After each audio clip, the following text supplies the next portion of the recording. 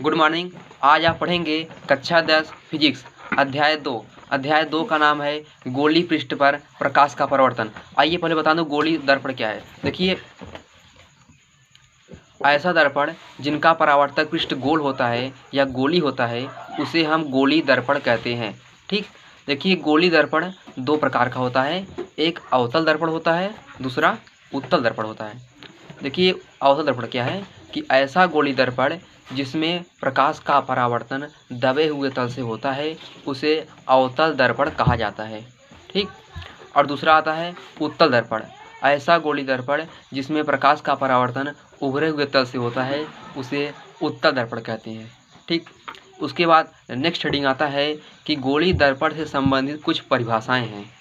देखिए गोली दर्पण कुछ समय परिभाषा पढ़ेंगे। इसे दर्पण का द्वारक, देखिए परावर्तक पृष्ठ के मध्य भाग को दर्पण का द्वारक कहते हैं। उसके बाद वक्रता केंद्र, देखिए वक्रता केंद्र क्या है कि गोली दर्पण में परावर्तक पृष्ठ जिस खोखले गोले का भाग होता है या जिस खोखले गोले का केंद्र होता है उस गोले के केंद्र को गोली दर्पण का वक्रता केंद्र कहते हैं। गोली दर्पण के वक्रता केंद्र को C से प्रदर्शित करते हैं। आइए उसके बाद आप पढ़ेंगे कि वक्रता त्रिज्या। देखिए गोली दर्पण में परावर्तक पृष्ठ जिस खोखले गोले की त्रिज्या होती है उस गोले की त्रिज्या को गोली दर्पण का वक्रता त्रिज्या कहते हैं। इसे R से प्रदर्शित करते हैं।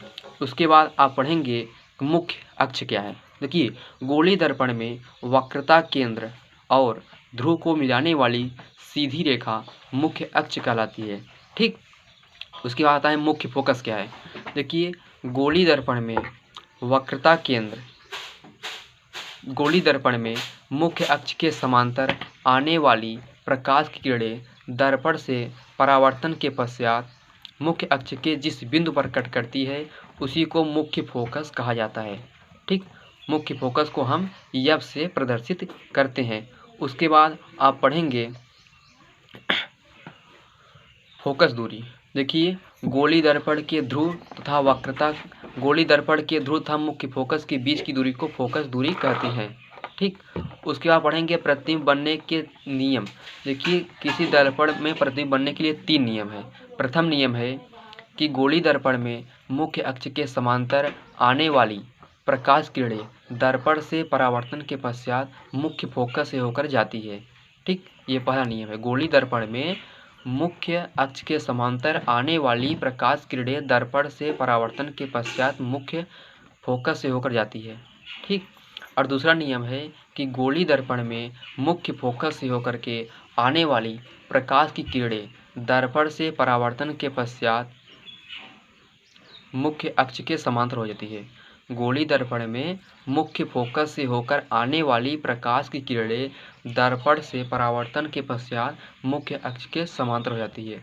और तीसरा नियम है कि गोली दर्पण में वक्रता केंद्र से होकर आने वाली प्रकाश की किरणें गोली दर्पण में वक्रता केंद्र से होकर के आने वाली प्रकाश की किरणें दर्पण से परावर्तन के पश्चात उसी माध्यम में वापस लौट जाती है। ये जो तीनों नियम है, इसी तीनों नियम से आप जो है गोली दर्पण में चित्र आरेख बना सकते हैं। अवतल दर्पण के 6 नियम, उत्तल दर्पण के 2 नियम, आप ये 3 नियम जान जाएंगे दर्पण में जो चित्र बनाना है आरेख उसको आप आसानी से बना सकते हैं।